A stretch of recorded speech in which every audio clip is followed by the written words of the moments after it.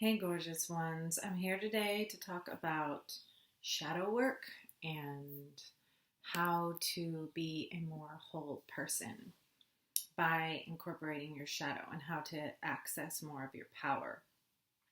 So, to begin, we all come from the infinite, all encompassing rainbow light source where we are at one with everything and we are a part of God. We are simply swimming in the ocean of all consciousness. And then we come into these limited bodies. And that right there is already a trauma. Just going from this boundless light, feeling completely enveloped in love, and coming into this super limited, constricted body where things, where you experience cold, you experience hunger, you experience fear. You are not constantly, in an obvious way, surrounded and enveloped by love. You need a hug or something to feel that same sense of peace. So this is really obvious with toddlers. You can see as toddlers are coming to explore the environment around them, they throw a lot of fits because they're just realizing how limited it is here. And they come with this attitude as if they were omnipotent, and they're just realizing the limitations of everything, the limitations of their mother, the limitations of themselves, the fact that they're cold, they're hungry, the toy broke, it's time to go, they can't play anymore or whatever. And they're just pissed because it feels like this new thing that their souls, so fresh from that ocean of love, are just coming to terms with, oh my gosh, where am I? This sucks. So first we get put into these limited bodies, and then we get put into a family, which also has its limitations. Everybody's trying the best they can, but every family has its own quirks, its own karma, its own challenges based off of this limited environment that we're in. We all have other special limitations on top of just the limitation of being in the body. So that's another trauma that the child then experiences, or the new soul, as we are coming into this reality. And then on top of that, we have culture. We have the culture of our institutions, the culture of our country, the culture of our whatever subcultures we're a part of. And these just keep placing more and more and more and more and more and more and more limitations on our boundless souls. So all of these limitations that we have are well-meaning limitations. They're adaptations to try to survive in this limited environment that we're in. So cultural adaptations, cultural norms, religions, rules, family norms, family quirks, family dynamics, even though they're limiting us even more, they are all creative adaptations for trying to survive in this environment. But the point is, what does this have to do with shadow work? The point is that we have very, very big, expansive souls. And we're just limited because of all of these circumstances. So the classic psychology way to look at it normally focuses on family structure and says that, say you are a really funny kid and you are just always making jokes and you're just always wanting to kind of perform and be like the silly center of attention. But say your parents have more than one kid or they work a lot or whatever, and they might not have the time to really appreciate and just dedicate the full amount of worship that really deserves as your the highest expression of God expressing itself through you. They just don't have time for it. It's obnoxious. It's too loud. It's not funny anymore. Your sister is the butt of the joke and she's crying, And so here's your big, beautiful soul that is wanting to express humor, but it's getting repressed. It's getting shamed down. And so this gold of your essence ends up getting put into the shadows, right?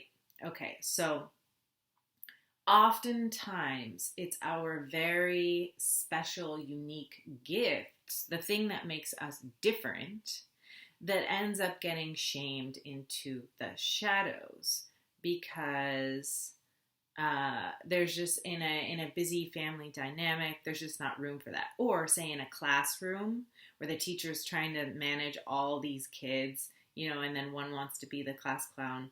That's probably really annoying for the teacher. So our gifts often end up getting squashed down into the shadow, and that's normally how it's looked at from a psychological perspective, but I like to take it even bigger and bigger and bigger and say just even the limitation of being in a body. And so what happens when these parts of us get locked away? Whatever parts of us get locked away take on a distorted form.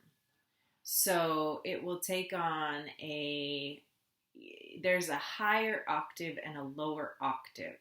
Now, when things become deprived of light, deprived of love, deprived of connection with ourselves, connection with others, they become distorted. So it becomes hungry, and it becomes needing it needs to feed off of outside energy. So another thing collectively and cross-culturally that often gets put into the shadows is our sexuality. Now, sexuality is a huge part of being human. Most of us are a result of a sexual encounter.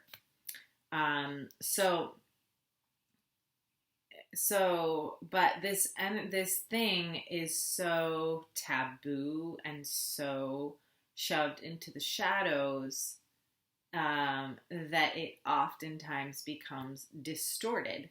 This is why you see so many religious institutions where the person in charge is meant to be this enlightened person or this holy person.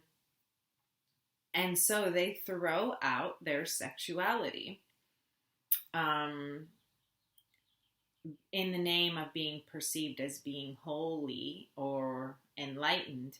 And when this energy is cut off from the light of day, from the wholeness of the person, from connection, from love, it becomes distorted. So this is when you get sex scandals and sex addiction, porn addiction, and things like that. So, okay, so within this structure, this holographic universe that we are existing in, let's talk about demons. Okay, so when you dream, you are every character in your dream to some degree, and also everyone in your field, whether it's a new person you're dating, or your husband of 20 years, or your children, your friends, even the teller at the bank. These are all energies that you are attracting into your field based off of what you are radiating and resonating with. So everything in your environment is a part of your holographic reality, is a part, you are the center of your mandala. So everything is there to teach you and to show you what you are. Everything, your friends, when you look around and you see, wow, my friends are so beautiful, that's a reflection of you. When you look around and you see, wow, my family, I love them so much, that's a reflection of you. When you look around and you say, how the hell did I get myself into this? That is also you. So let's talk about our demons. Now, first, you can look at this from a psychological perspective. We all have demons, right? Our demons are just, from a psychological perspective, you would say they're things that we struggle with, that we are wanting to overcome. Now, let's get a little bit more multidimensional with it. Think about it from a dream perspective. Sometimes we have a nightmare. Or from a psychedelic perspective, sometimes we have a bad trip. Now, who are the characters, the beings, the spirits, the concepts, the situations in these dreams or trips? They are all aspects of ourselves. So if there is a demon in your dream, or a monster, or a scary situation, or a scary person, you can work with that because it's actually you. And when you transform yourself from within, then you can actually shift your whole reality. So let's go into this a little bit more. So there's certain common themes that run through humanity. Certain common demonic energies that we're all working with. So many of these common themes are, and you probably have one or two of these, most likely. Some of the common ones that many of us have are, I'm not enough. And this may cause you to have some sort of anxiety demon, which is just making you scurry like a hamster on a wheel, trying to accomplish more, do more, strive. Another one is, I'm not lovable. And so this would make it hard for you to actually receive the love that is all around you all the time, because deep inside you do believe that you're not lovable. And you may even try to make people prove that they love you because you don't actually feel lovable. And that's how that demon manifests. Okay, let's see. I'm not lovable. I'm not enough. Not worthy. Yeah, so there's these common themes that a lot of us are working with. So, entitlement, behaving in a way of being overly entitled, just like kind of showing up and just kind of demanding things, is an overcompensation for the insecurity of lack of self-worth. So that would be the demon of self-worth, right? So this could show up in a dream. It might show up in a dream as a monster. We are interdimensional beings. Your dreams are real, and they are showing you information, and they are there to help you, and they are showing you aspects of yourself that are out of your awareness. So anything that's out of your awareness is in the shadow. So the shadow and the light. The light, most of us are operating out of this much of our consciousness, just the tip of the iceberg. But there's so much more going on. The subtle energies of where our energy is being directed. So consciously, for example, I may say, oh, I'm not attracted to that guy.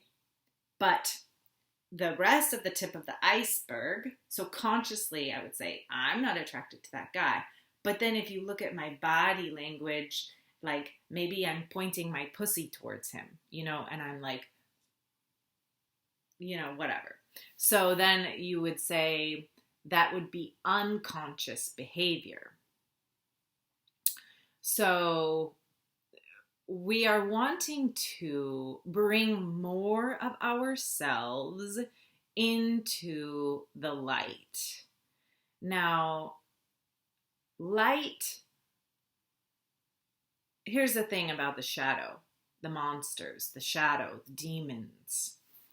Once you turn the light on, you can see everything. So whatever comes into the light, it's still, say there's a demon, right? So it's in out of my awareness, it's in the subconscious, and then I bring it into the light. Now there's simply a demon in the light. But how do we transform it? It has to be given the proper amount of love and nutrition and connection in order for it to be returned to its more enlightened form. Let me give you an example. I did an exercise, playing with my shadow exercise that I will do with you at the end of this video. And so my colleague led us in a meditation where she had us slowly relax into our bodies, body scan, slowly relaxing down into our bodies, relaxing down into our bodies, relaxing, relaxing, relaxing. And she led us in this deep relaxation until our whole bodies were relaxed. And then she said, notice if there's any tension or any pain or any place in your body that's calling your attention to it.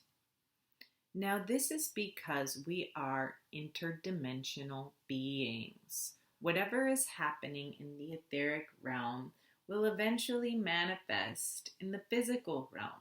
So little pains, little pressures, these are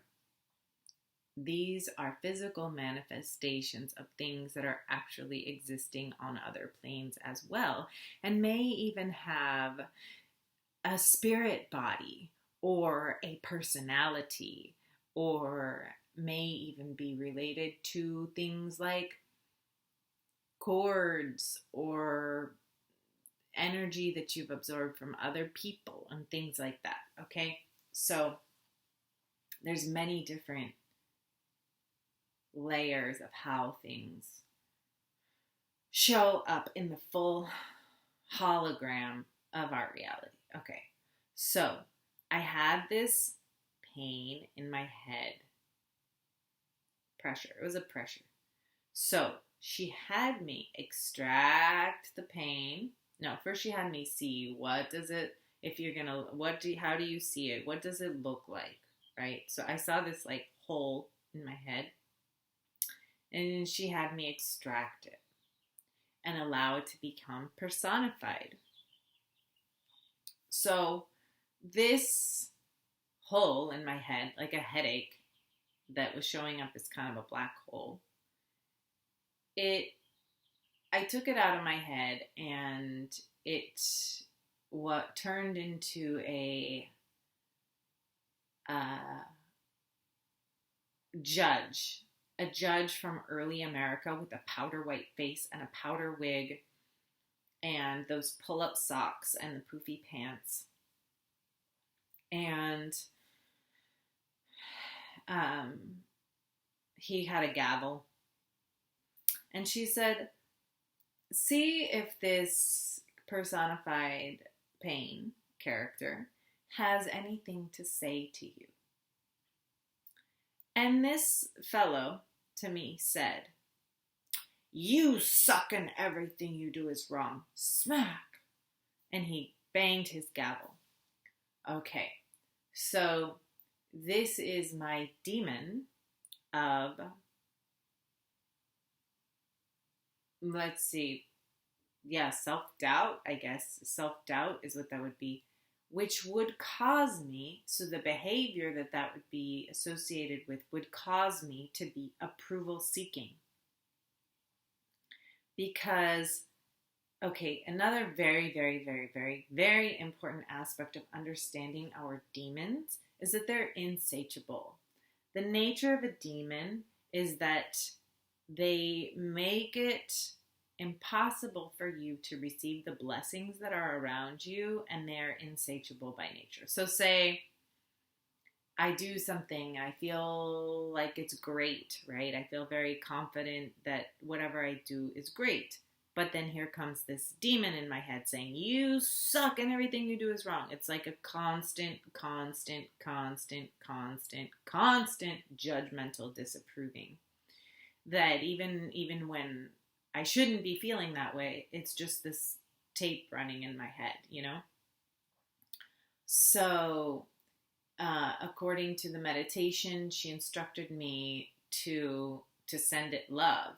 But I was actually really pissed at it, and I didn't want to send it love. I thought he was an asshole. He reminded me of my grandpa, and I didn't want to send him love. So, it took me a while. I had to actually do an extended version of the exercise because it took me so long.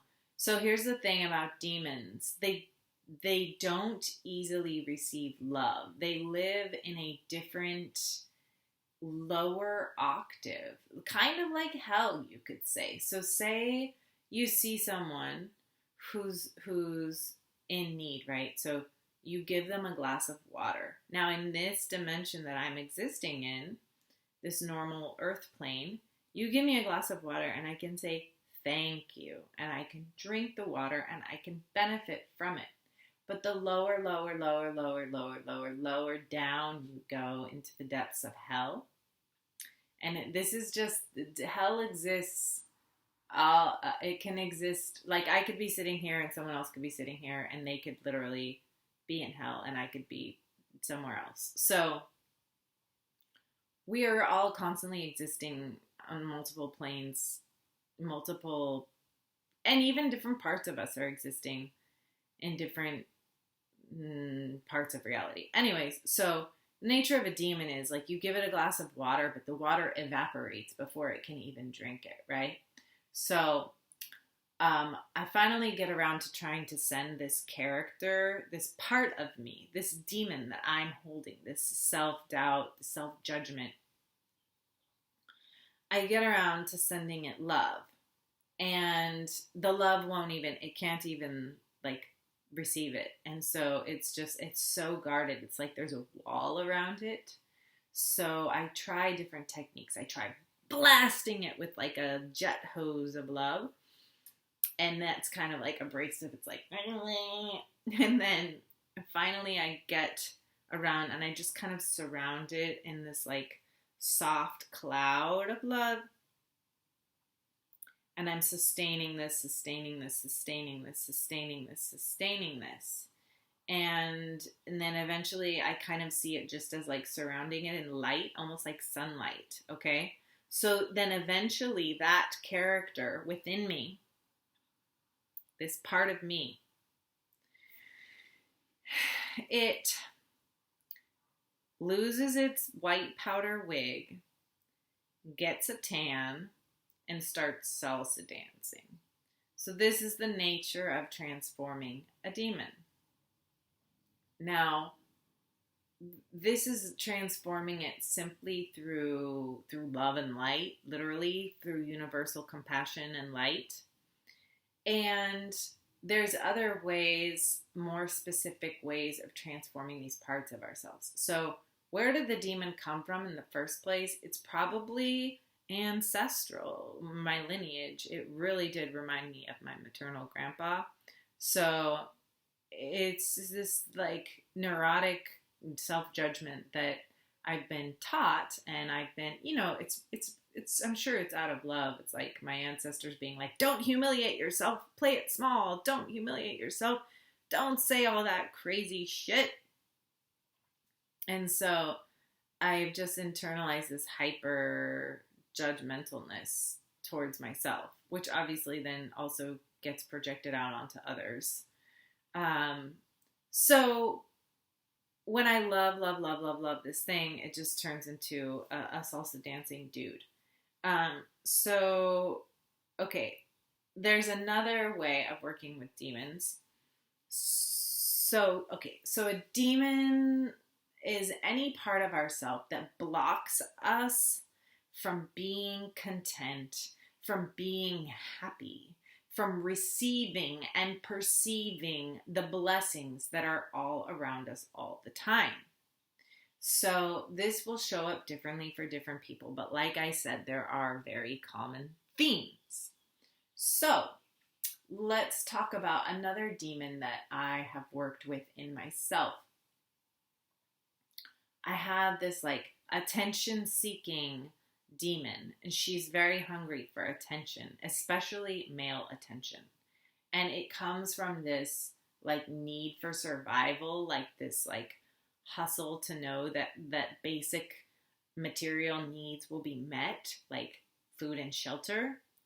And so the way that so this is it's a sliver of me, which in another plane takes on the energy, the actual body of being an actual being, just like I'm a person in this. There's other aspects of me, right? There's like my inner child, there's my higher self, there's my wounded self, right? So there was this part of me that I was calling my inner hoe, right? She just is like insatiably hungry for male attention. So the formula for working with demons, and I use this a lot with my clients, and once you really learn how to do it, you can transform anything once you learn how to work with this. So I hope you're taking this in and keeping it in mind for future reference when you're feeling blocked from receiving the love that's already there all around you. So I got in touch with this sliver of me that is this aspect of myself that's insatiably hungry for male attention, who I am caricaturizing as the demon of my inner hoe. So I ask her, what do you want?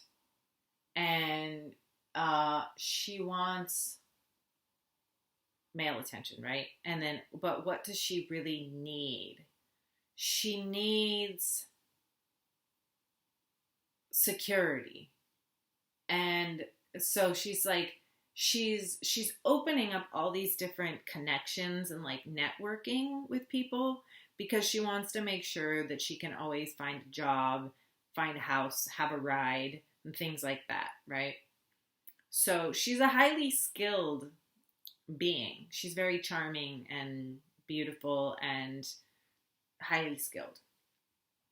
But she's also insatiable. She's like collecting all these contacts, like even when she's safe, even when she has a place to live, right? So what do you want? Want the male attention? What do you really need? Need security. How will you feel when you get what you really need? Now, this is the important part of transforming a demon.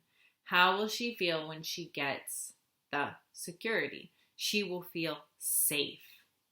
So the way to transform this demon, because it's an aspect of myself, is to turn my whole body into the vibration of the feeling of safety. So I will do that for 1 minute now. I'm going to practice just feeling safe and secure in my body, and I'm going to allow every cell in my body to feel completely safe.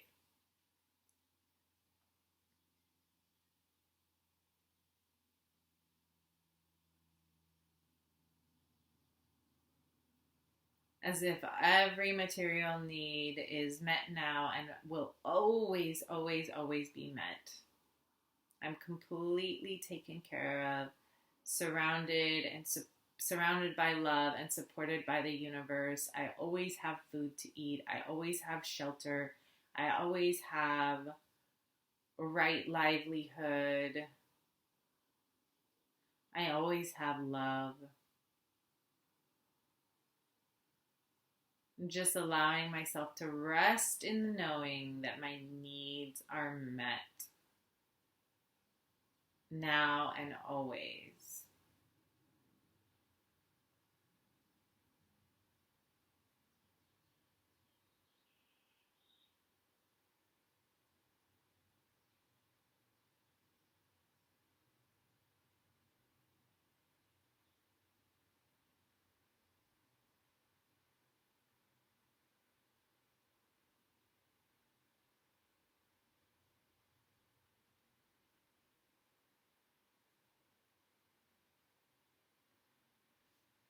Great. So, if you were doing the actual feeding your demons meditation, you would do this. You would actually do a more wrathful version of the exercise, and it would take longer. But I'm just showing you how at any moment you can meet your own needs. And you do this by transforming yourself from within. And this is how we calm ourselves. And when I am operating from a place of my needs are always met, there is always love, there is always food, there is always shelter, I am safe. When I'm operating from that deep, deep, deep, deep, deep knowing, the universe reflects that knowing. This is why people who are born into wealth, even if they lose their money, they get it back because they're operating in that vibration, right? So we can work vibrationally. We can transform our outer reality vibrationally, but we need a certain level of self-awareness. We need to bring these less desirable aspects of ourselves into the light.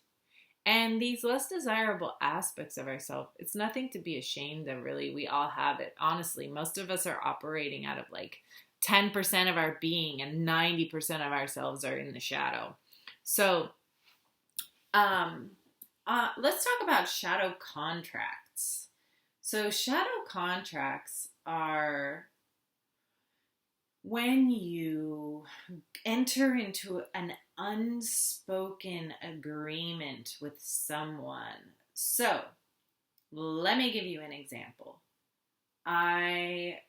There's many shadow contracts in relationships, in friendships, in all kinds of things. Okay, so we can even have shadow contracts with ourselves. So I entered into I was in a relationship that was with someone who had immigrant parents, and this person looked different than I have certain privileges because I look white, right? I appear to be this thing that we call white. And so this other person had certain struggles because even though they were American, they did not appear to be white, right? So they were often seen as an outsider. So part of what I was doing when I was in that relationship was this unspoken contract of I will use my pretty little white face to open doors for you, to help you benefit from white privilege, right? But this was an unspoken contract. Now, if I would have said that to this person, they may or may not have actually... I actually did eventually say that. I was like, this was the shadow contract that we were in. And they actually responded by saying, I don't even want that privilege. I would rather create an environment where more cultural diversity not just appearance, like not color diversity, but actual cultural diversity is represented in the playing field. Does that make sense? So what I was doing without speaking it was trying to allow them to participate in what white dominant culture, right? But what this person's actual goal was to represent their themselves, whatever it was that they were feeling, with and be received with the same amount of importance as whatever is perceived as the dominant culture, you know? So I can see, so this was the shadow contract was, I will use my pretty little white face to open doors for you. So I will use my whiteness to welcome you into dominant culture so that you can be seen as white, basically. But that can be really, in this case, I mean, in some cases, this may be a great thing. Like, it's good to speak the contract so that you actually know what you're doing, right? Because in the case when I was doing it, it was felt as oppressive to this person. Maybe sometimes it wasn't always felt as oppressive, but at times it was, because it was feeling like imposing this other culture, imposing an expectation for them to conform, rather than truly welcoming the fullness of the depth of the diversity beyond the appearance into the actual playing field. So anyways, there's so many different shadow contracts. You can have a shadow contract with a friend like, oh, sure, I'll keep you around, but it's only to boost my ego. Or, oh, sure, I'll keep you around, but it's only because you always buy me dinner, or whatever. These are other kinds of shadow contracts, you know, or I promise I won't call you out on your shit if you keep on giving me a ride everywhere. I don't know. These are shadow contracts. So whenever I notice that I'm in a shadow contract, I try to speak it. I just try to speak everything, because one of the best ways to eliminate and avoid corruption is to, bringing everything into the light of transparency. But here's the thing. It's a lot to hold. And this is why we shove it out of our awareness, because for all this stuff to be in our conscious awareness, it can be overwhelming to the nervous system. But as evolving beings, we are developing the capacity to hold more of our light. So the shadow is also light. Once you bring it in the light, it's all just information. It's all just aspects of ourselves. It only behaves in a distorted way, in an insatiable way, in a hungry way, in a shady way, in a dishonest way, when it is cut off from the rest of us. So say, like, I name a shadow contract, right? I say, I am not going to call you on your shit because you always give me a ride or something, right? Then, just with that, if we can say that with humor, that gentle, easy awareness, with humor and compassion, then that is no longer a shadow contract, right? That is now a contract that's in the light. It's a contract that's in the light, but it will likely transform once it's in the light, because then, say the person is doing something that you may be thinking about calling them on, and you're choosing not to because they do so many favors for you. But now you've spoken that into the light. So now you just give them a look, like a a humorous, compassionate, like, I see you, you shady one. Um, so, and then now there's kind of like, it's been brought up into the dynamic has been brought up into the light. So now they're becoming more self-aware of their own shadiness, you know? And so this is how it works. This is how it works. So let me lead you in a little meditation now. Okay, so I invite you to get comfortable where you are. And turn off any distractions, close your door, put your phone on silent, and just relax into your body.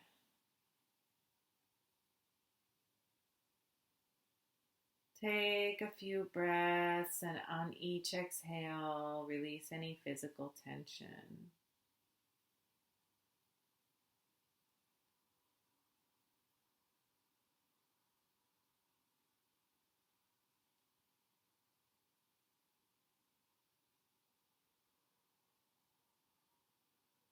Take a few more breaths, and on each exhale, release any mental tension.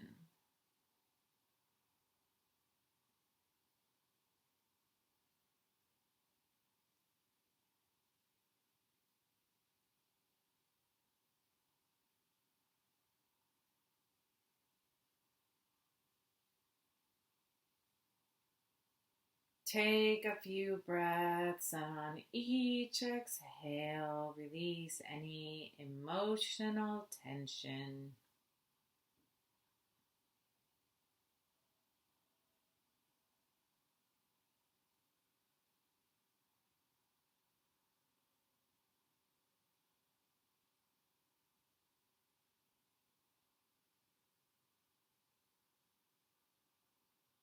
Now set an intention in your heart that this exercise benefit you and also the greater good.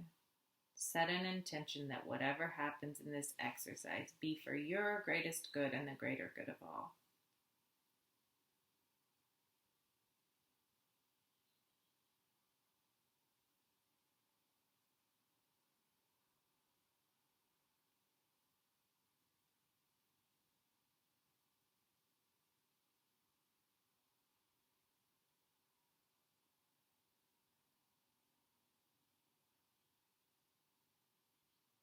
Now I invite you to scan your body and see if there's any tension or pain that is calling your attention or any area that wants to be noticed.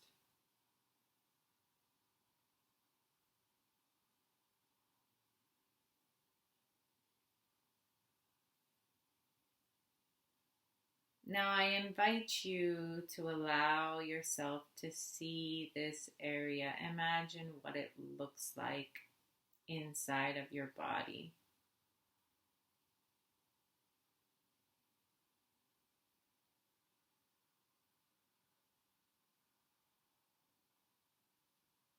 Now take this feeling and image outside of your body and see it in front of you.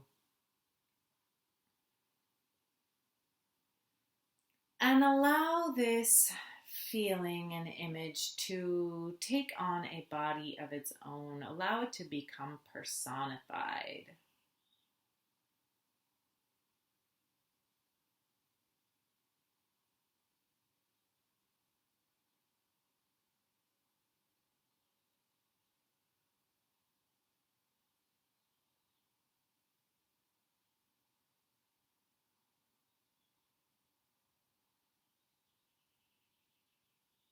Now see if this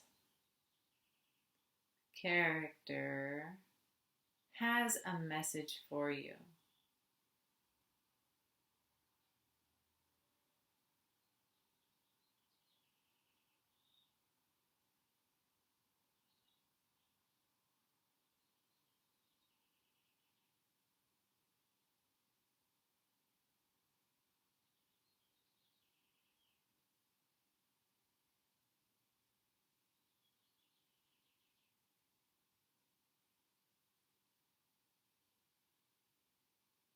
Now I invite you to imagine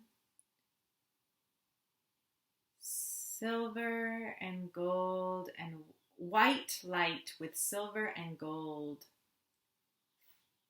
flecks in it to pour in through your head and into your body from the infinite source of the cosmos. And just allow yourself to be filled with this white light with gold and silver flecks in it that has the feeling quality of compassion, mercy, and unconditional love.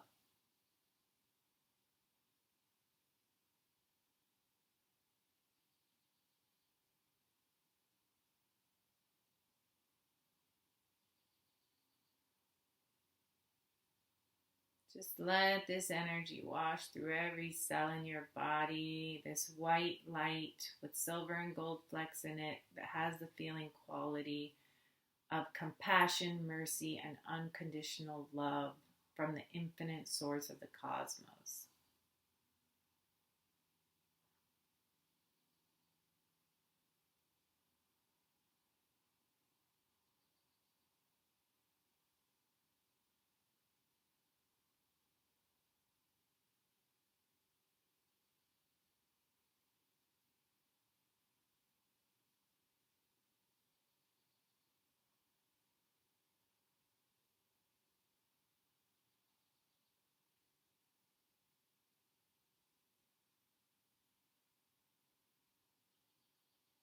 Just keep letting it wash through you, wash all around you, fill every cell in your body.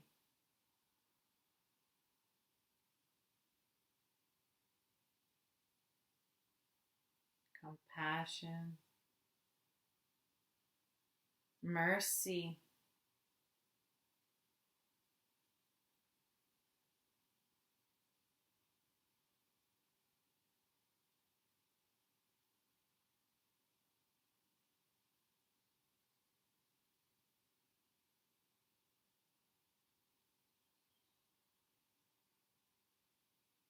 unconditional love.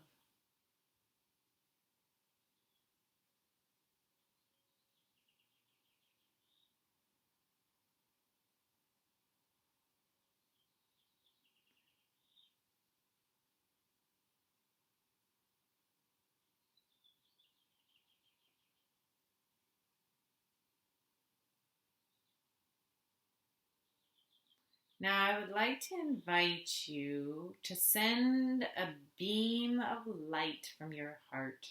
This same light, this white light with gold and silver flecks in it, with the feeling quality of compassion, mercy, and unconditional love. Send this out to the character in front of you and bathe them in it, allow them to fill up with it.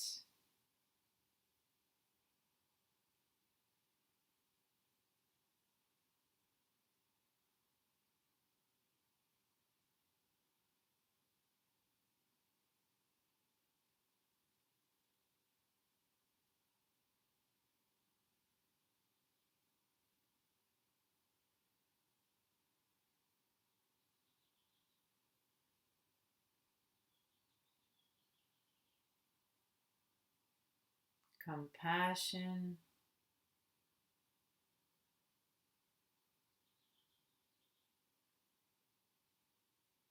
mercy,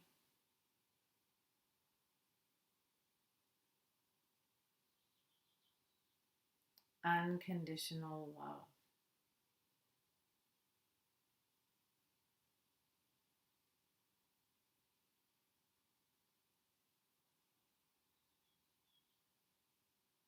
And notice how this character responds to this love.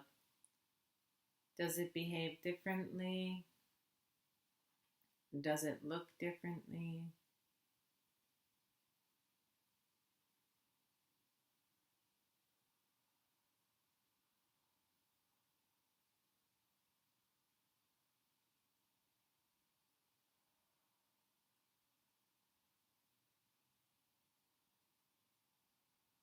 Now ask this character if it has a message for you.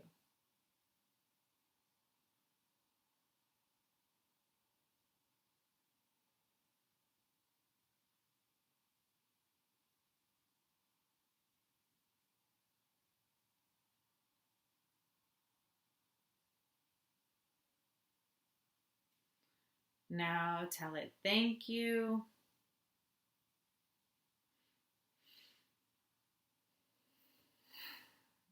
And when you feel ready, open your eyes. So you can do this exercise anytime. And you can transform your inner reality, which will then be reflected to you in your outer reality. So, wishing the collective more harmony and more balance, beginning from within each and every one of us. And when we heal ourselves, we heal the world. And we are bringing more joy and beauty and ease into the world as we do this work and bring more aspects of ourselves into the loving awareness of wholeness, into the wholeness of loving awareness. So thanks for tuning in. May the Great Spirit bless and increase you. I am offering a course for women only in May about activating your magic, activating your witchy remembering, your ancestral wisdom that's carried in your DNA, and just learning how to connect to the part of us that's connected to everything so that we can access more wisdom all the time, the collective field. So anyways, I love you all. Thank you for doing the work and for tuning in and for being amazing and beautiful. And I love you. Ciao.